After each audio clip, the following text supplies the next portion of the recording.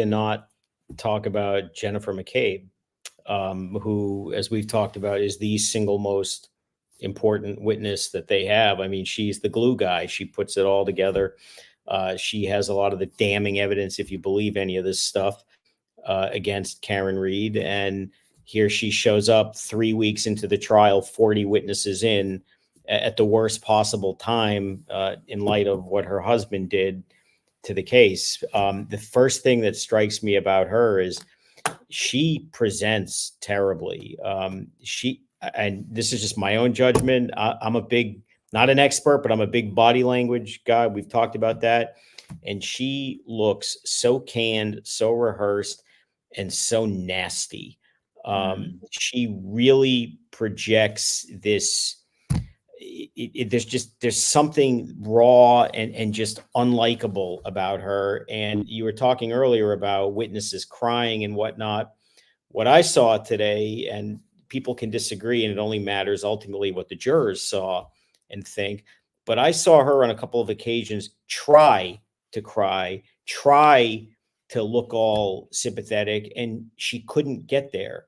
It was just kind of a dud. I mean, her daughter, yeah, she poured it on, and people either accept that or they don't accept it. But I don't even think that McCabe could will herself to get there. And of course, the real problem is she's getting all allegedly choked up. But go to the videotape of the night and the audio tape when this is happening in real time, when her friend John O'Keefe is missing and potentially dead and whatnot.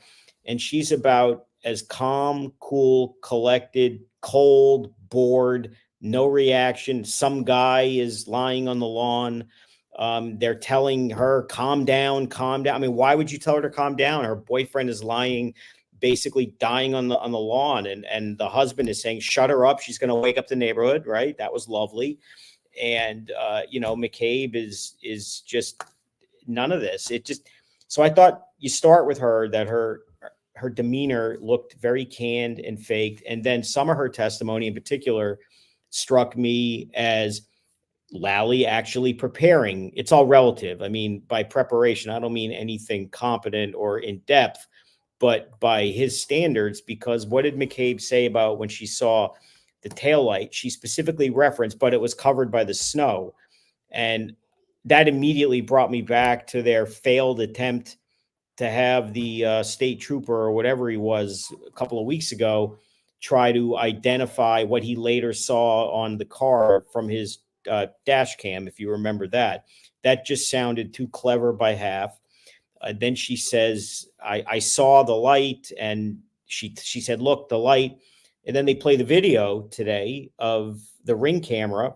And what do? They get out of the car and immediately go in the house. So there's no way she showed her the light.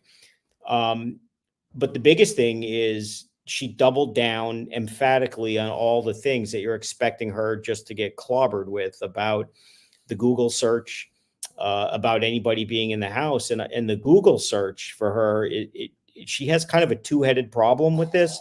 The first one is just the science of the time that it occurred. And you either are going to believe the defense expert, or you're going to believe that the half-hearted, half an expert that the DA apparently paid for, whatever that is. But the other problem they have is her prior statement to the other trooper, the female trooper, the one who's on the defense witness list, but not the prosecution witness list, which ought to be a huge red flag to anybody who looks at these things and say, how the hell is that happening? And the reason it's happening is because she said that when the Google search occurred in the back of a police car while we were praying. So, and you can synchronize that timeline.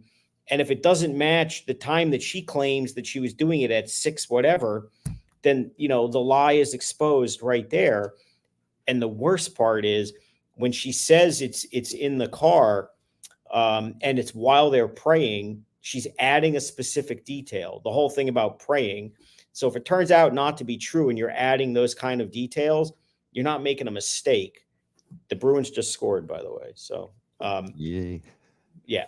But if you add those kinds of details to a lie, that's devious. That's intentional. I'm wondering if her lawyer, who had a chance to watch her husband just get spanked around on obviously, cellular information and other information that's going to come from the feds. There's Apple Health data. There's all kinds of things that are going to blow her out of the water, prior statements, the stuff you saw today.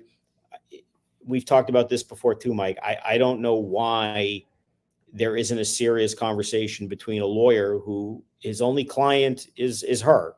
Doesn't matter what, the state is going to do with their case. Your duty of loyalty is to her. To have her go in and repeat these lies, if that's what they are, emphatically and confidently, then when this is all said and done, and if they can prove that that's false, then, she could be exposing herself. And I think she is really set up to just be sliced and diced. And effectively, if that happens, then the case is, it's already a terrible case, as you know, but at that point, it becomes a formality. And I don't see how that's not going to happen based on what we've seen and what we expect is coming.